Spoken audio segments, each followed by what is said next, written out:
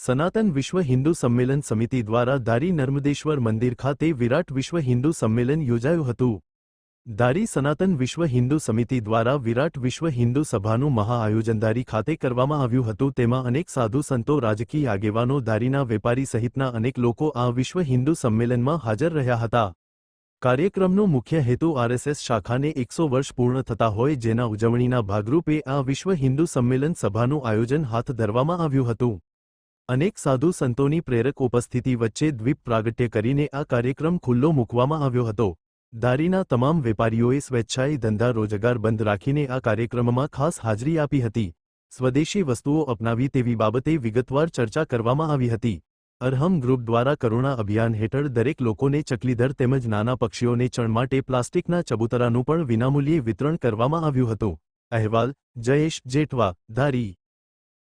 नमस्कार, जय हिंद दोस्तों। आज रोज धारी नर्मदेश्वर महादेव मंदिर खाते धारी मंडलना 8 गामों एक विराट सनातन हिंदू सम्मेलनનું आयोजन थयुं।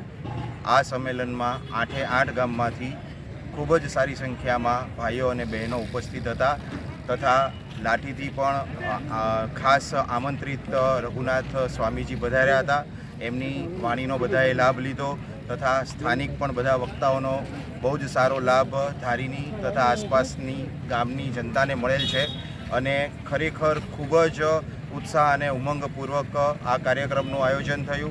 आयोजन बाद एक महाभोजનું પણ આયોજન કરવામાં આવ્યું છે। બધા જ લોકોએ ભોજન પ્રસાદનો પણ મોટી સંખ્યામાં, બહોળી સંખ્યામાં લાભ લીધેલ છે।